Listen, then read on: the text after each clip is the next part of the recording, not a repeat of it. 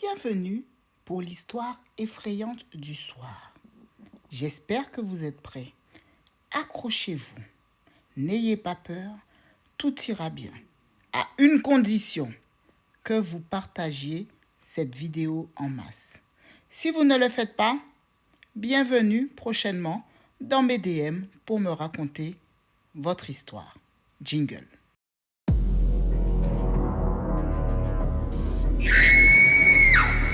L'abonné raconte. Cette histoire s'est passée il y a fort longtemps.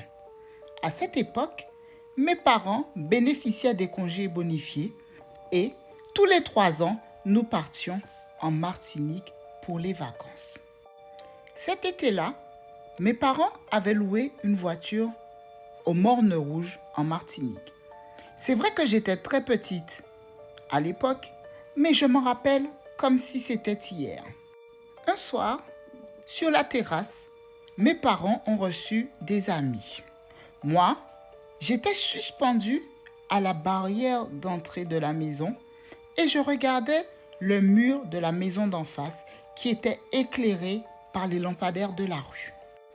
Et là, tout d'un coup, sur le mur que je regarde, j'aperçois comme des ombres chinoises qui représentaient un homme avec un chapeau, une petite fille avec 2 couettes et un petit garçon suspendu à cette petite fille. Je regarde la scène avec stupeur. Je vois cette petite fille se hisser pour faire la bise au monsieur au chapeau. Et tout d'un coup, le monsieur au chapeau commence à frapper la petite fille, ce qui la fait chuter avec le petit garçon. Puis tout d'un coup, tout est redevenu normal. Plus d'ombre sur le mur, juste la lumière des lampadaires qui éclairent le mur. Je me rappelle que je n'étais pas effrayée, que j'ai pas spécialement trouvé ça pas normal. C'était normal pour moi dans ma tête d'enfant. Un matin, je me suspends à la même barrière. Et tout d'un coup, une force prend possession de mon bras et mon bras commence à faire des gestes bizarres, des grands gestes, plein de gestes que je ne comprenais pas. Mais moi, ça me faisait rire, je trouvais ça marrant. C'est comme si quelqu'un prenait mon bras et faisait des gestes avec mon bras. Mais moi, ça me faisait rigoler. C'était comme si une force invisible avait pris possession de mon bras.